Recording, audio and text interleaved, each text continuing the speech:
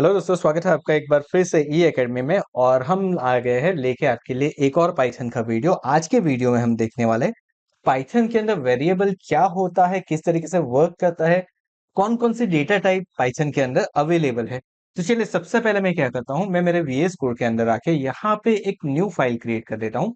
नाम दे देता हूँ इसको वेर डॉट फाई, यानी कि वेरिएबल डॉट फाई मैंने यहाँ पे बना दिया है। एंड देन अब मुझे क्या करना है, सबसे पहले तो ये समझना है कि व्हाट इज वेरिएबल, वेरिएबल होता क्या है। तो आप कोई ऐसा नाम क्रिएट करते हो जहां जिसके अंदर आप कोई वैल्यू स्टोर कर पाओ, यानी कि वेरिएबल क्या होता है, it is like a container जिसके अंदर आप कोई वैल्यू को स्टोर कर पाओ। जैसे कि मैं यहाँ पे लिख देता हूँ नेम इज इक्वल टू, मैंने यहाँ पे इन्वर्टेड कॉमा के अंदर लिख दिया तमिल। तो ये नेम क्या हो गया, नेम हो गया मेरा वेरिएबल। बिकॉज हमने यहाँ पे क्या कर दिया है, हमने हमारे नेम की वैल्यू इस पर्टिकुलर कंटेनर के अंदर स्टोर कर दी है। नाउ, तो अब ये क्या हो गया, मेरा वेरिएबल हो गया। लेकिन ये वेरिएबल जो है ना, उस वेरिएबल की एक डेटा टाइप है। वो डेटा टाइप क्या है, that is a string. Okay, ये कौन सा डेटा टाइप है, उसका स्ट्रिंग डेटा टाइप है। स्ट्रिंग का मतलब क्या है, ये कैरेक्टर को होल्ड करके रख रहा है। अगर इसकी जगह पे मैं लिखता हूँ एज इज इक्वल टू, मैंने यहाँ पे दे दिया 35। चलिए, नाउ यहाँ पे मैंने कर दिया हैज करने के बाद अब मैं क्या करता हूँ, यहाँ पे इसकी डेटा टाइप, तो इसकी डेटा टाइप क्या रहेगी, तो मेरी रहेगी इंटीजर। तो ये क्या करेगा, इंटीजर यानी कि नंबर वैल्यू को स्टोर करवाएगा। तो इस तरीके से different different kind of data type available है पाइथन के अंदर। अब कौन कौन सी डेटा टाइप है उसके बारे में बाद में देखेंगे। सबसे पहले तो हम क्या करते हैं, हम रूल्स देख लेते हैं हमारे पाइथन के अंदर वेरिएबल नेमिंग के, कि मैं अगर वेरिएबल का नेम मुझे करना है, ठीक है, तो वो किस तरीके से कर सकता हूँ। तो वेरिएबल नेमिंग का सबसे पहला जो रूल्स है वो ये है कि आप कोई भी वेरिएबल का नेम जो है वो स्टार्ट कर सकते हो कैरेक्टर से या फिर अंडरस्कोर साइन से। आप यहाँ पे नंबर का यूज नहीं कर सकते हो, कोई स्पेशल कैरेक्टर का यूज नहीं कर सकते हो। जैसे कि आपने यहाँ पे एट द रेट लिख दिया तो ये रॉन्ग हो जाएगा, यहाँ पे आपने डॉलर लिख दिया तो ये रॉन्ग हो जाएगा। Yes, you can use underscore sign, that is allowed. यहाँ पे अगर आपने 34 लिख दिया तो ये भी क्या हो जाएगा, ये भी इनवैलिड वेरिएबल नेम हो जाएगा। यानी कि आप नंबर या फिर कोई special character other than underscore नहीं यूज कर सकते उसके नेम के अंदर। देन आप नेम के बीच में कहीं पे भी नंबर्स का यूज कर सकते हो, लेटर्स का यूज कर सकते हो या फिर अंडरस्कोर साइन का यूज कर सकते हो। अगेन यहाँ पे डॉट है, एट द रेट है, ऐसी चीजें नहीं वर्क करेगी। अगर आपको देना है आप अंडरस्कोर दे दीजिए, that is going to be okay. Now, उसके बाद जो तीसरी चीज है वो ऑलरेडी हमने हमारे प्रीवियस सेशन में देखा था कि Python is a case sensitive.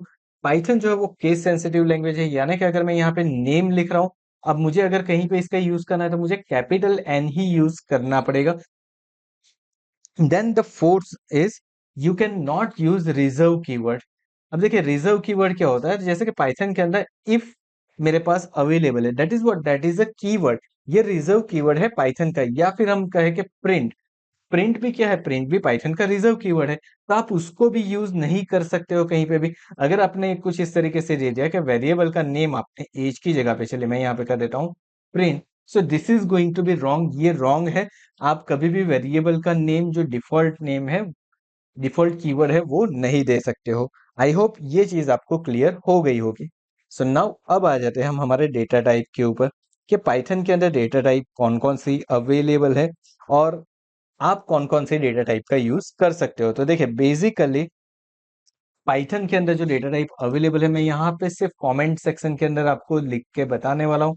Because we are not going to do it practically, because हमें डेटा टाइप डिक्लेयर करने की तो कोई जरूरत ही नहीं है। सो नाउ देखिए, जो सबसे पहली है वो है न्यूमेरिक। न्यूमेरिक के अंदर कौन कौन सी है, तो न्यूमेरिक के अंदर सबसे पहली जो मेरे पास अवेलेबल है वो है इंटीजर, जिसके अंदर आप नंबर लाइक 34 35 कुछ भी स्टोर कर सकते हो। Then there is a second, that is float. अब फ्लोट के अंदर आप क्या करते हो, तो फ्लोट के अंदर आप कैसे नंबर्स को स्टोर करवाते हो, डेसिमल नंबर को, जैसे कि मैंने यहाँ पे कर दिया 3.14।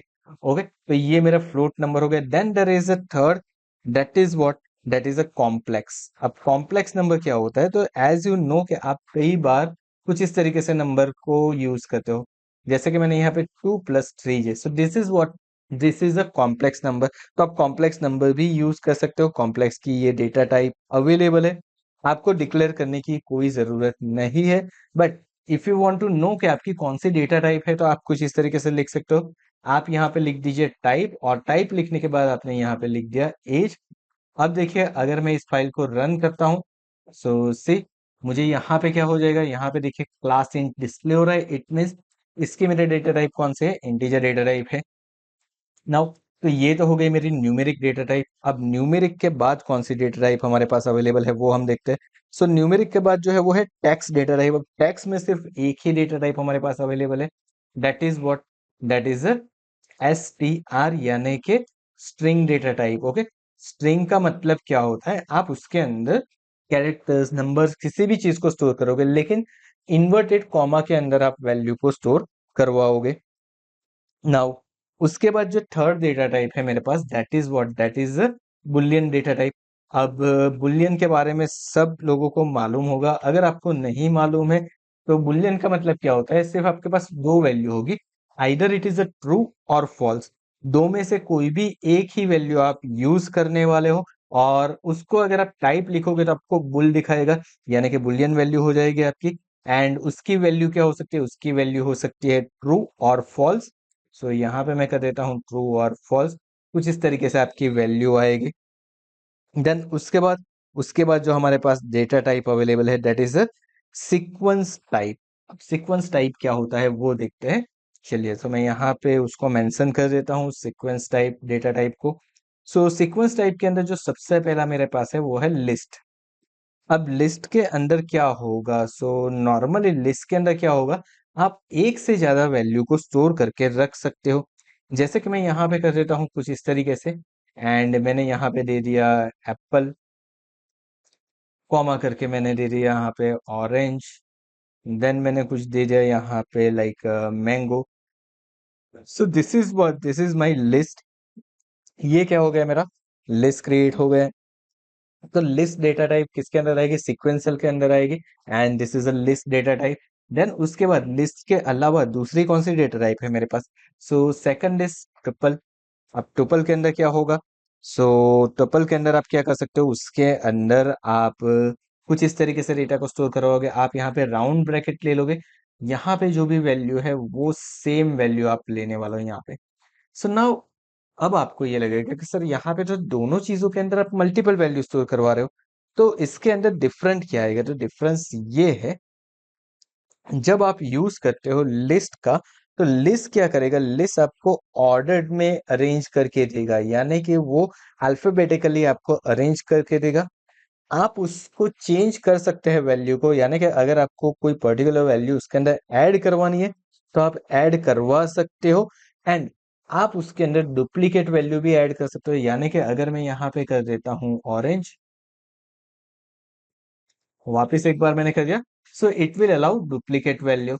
लेकिन जब आप आते हो टुपल के अंदर, टुपल के अंदर क्या होगा, ये भी ऑर्डर्ड ही है, लेकिन इसके अंदर आपको क्या होगा, इसके अंदर आप वैल्यू को चेंज नहीं कर पाओगे। सो this is a list and tuple. Now उसके अलावा हमारे पास कौन सा है, तो हमारे पास एक और है, दैट इज अ रेंज।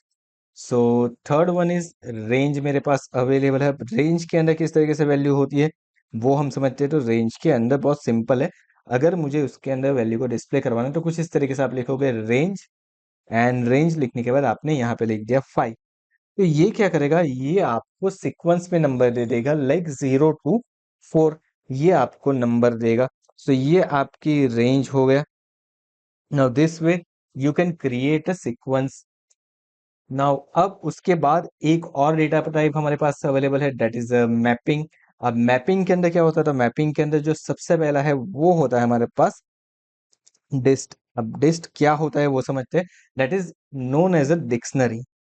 ठीक है, सो यहाँ पे मैं डिस्ट कर देता हूँ। अब इसकी वैल्यू किस तरीके से हुई, तो हमारी कुछ इस तरीके से होगी। यहाँ पे आप क्या करोगे, यहाँ पे आप की एंड वैल्यू की पेयर बनाओगे।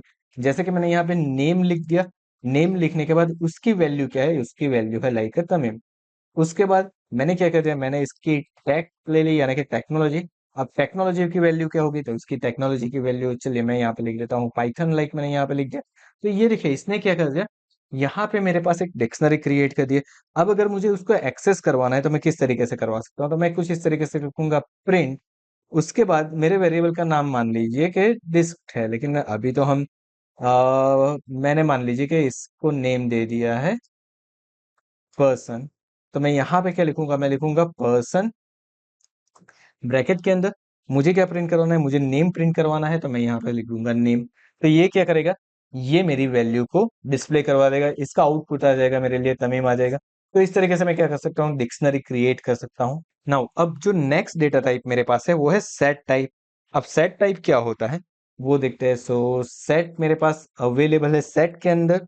सिंपली ये डायरेक्टली ही मैं इसका यूज करने वाला हूँ। जैसे कि मुझे क्या करना है, मुझे नंबर्स को स्टोर करना है, तो मैं यहाँ पे ले लूंगा numbers is equal to curly bracket दे दिया। कर्ली ब्रैकेट देने के बाद मैंने दे दिया 45, 67, 54, 34, 98। तो ये क्या हो गया, यहाँ पे भी हमने मल्टीपल वैल्यू अगेन स्टोर करवाई है।